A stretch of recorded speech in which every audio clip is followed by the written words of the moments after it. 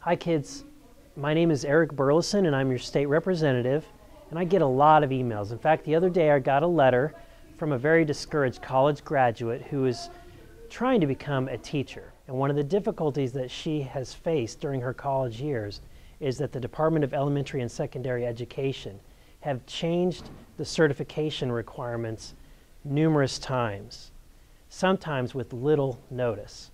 Because most of the recent changes by that department, many college graduates have had the goalposts on them moved. And this change has caused people to have to pay for new books and be delayed in graduation because they're having to study for an entirely different exam. And this makes me think, do the skills and the abilities that make a teacher, do they actually change? Do they change in a 4-year period even? Obviously technology changes, but do the skills to teach change? You know, after all, learning to do a skill is different from being able to teach a skill. But the larger question that is truly before us today is, who is qualified to tell us who can do what and for whom? Missouri has a diverse population of over 6 million people who live in both urban and rural areas, whose job requirements range from very basic skills to the most scientific and technically advanced skills. And at any given time, we have around 900,000 public school students like you who are being taught by 60,000 teachers. Are we really to assume that a small handful of people in Jefferson City can know everything that students need to know how to be successful Missouri citizens?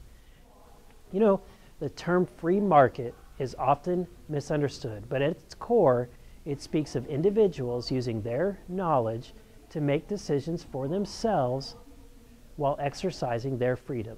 And it understands that 6 million people processing billions and trillions of pieces of information at the speed of life have needs and desires that are far beyond the ability of any government, board, or even a supercomputer to understand. The more that we entrust decisions to be made by government, and the more centralized that government becomes, the worse off that people are, and with far less opportunity.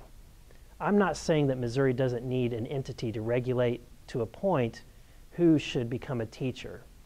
But when it becomes the only game in town, what happens when they're wrong? It's time we started rethinking the education process in Missouri, because excellence doesn't happen following the pack. For more information, please go to my constituent website at ericburleson.net. That's ericburleson.net. But I want to also thank you very much for taking time to come up and visit your capital. And in fact, I want to show you now the House floor where I spend a lot of my time with my colleagues.